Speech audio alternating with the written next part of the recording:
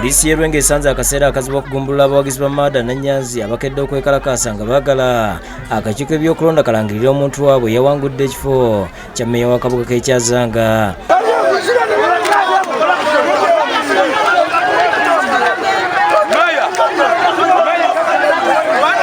Kino kiddiridde akakiiko ebyokulonda akakulirwa Baasi Mubiru ne Semwezi Umalu okulagira ebyalo bibiri ebitalonze okuli Byuma ne Bakyannagandi okukeera balonda abalonzi kye bagambye nti abakulira ebyokulonda bwazibye nga tebalabiseeko. Nanyanzi yabadde alina obululu 1661 ng'avuganya ne banne babiri okuli Matovu Imulaani eyafunye obululu 10,131 ate Majimbiri John ng'alina obululu 1200.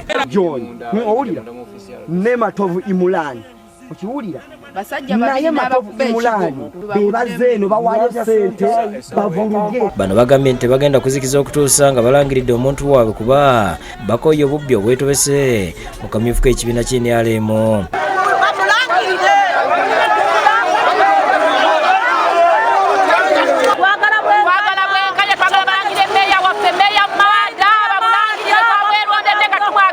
Adumira Poliisi y'e Lwenge SP akampulira Peter akanze kukkakanya abawagizi bano nga buteerere n'alagira ensonga zaabwe okuzitwala mu ofiisi ya RDC Jjuuko Kasiita ne beerema kwe kulagira abasirikale babakubemu amasisi n'omukka ogubalagala bwe batyo ne babuna emiwabo.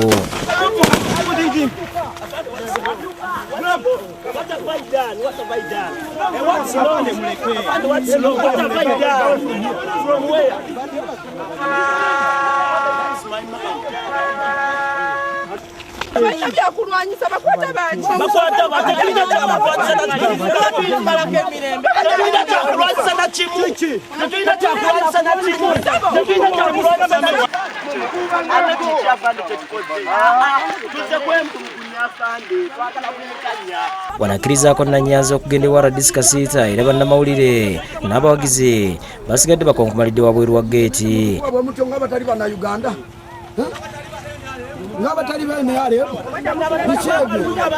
Oluvannyuma poliisi evuddeyo munda neeyolekera mu kabuga k'Embiriizi okulaba oba abawagizi bakyalemedde mu kabuga kano. Nanyanzi ategeeza nga woofiisi ya RDC bwe badde nzigale ng'abadde bamukuba kimooni. Ne mbawangula abasajja babiri.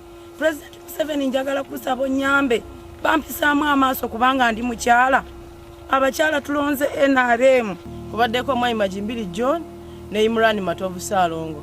Twabawangudde abantu abo naye baganya otulangirira. Ffe batalangirira Maada tugenda kusala eddiiro NRM tugivaamu. Poliisi era erinnya eggere mu kwekalakaasa okw'omulundi ogwokubiri okwabadde kutegekebwa n'ekigendererwa ky'okulaga obutali bumativu nga bawakanya ekya Minisita Mwesigwa Rukutana okuba nti yawangula akalulu k'e Rushenyi. Twali tukubidde nawe mu bululu ne babukyusa ne babuteeka ewa Rukutana.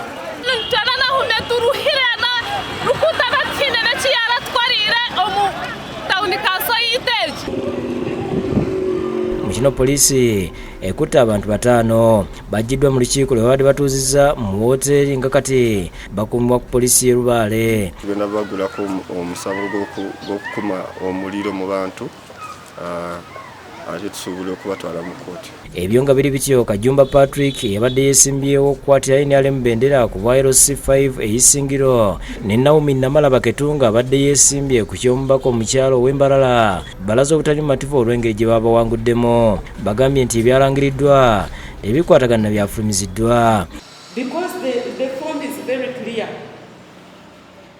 So it means that I was a threat to all the people I was contesting with, and any one of them must have connived with the office to change my votes from reading 679 to 079. That's a big margin. Ukako kuza kureba results bizikwereka ngo abantu 20 bakateera karuru kandi osanga ngo ekyo ndekishu abo kuba bururo bwaba woman MP obukavaringa district yona abantu obo batire bino muzinyana nokukunda abatire totoro n'abantu 12 sono yebuza abantu kuruga 12 bakabe 20 ekyo nikikwereka ngo hari obuzibu hangu. Ate entungamo y'abawagizi ba Rwakimali Beatrice bawakanya ebyavudde mu kulonda nga bagamba nti obululu obwakubwa businga ennamba y'abalonzi.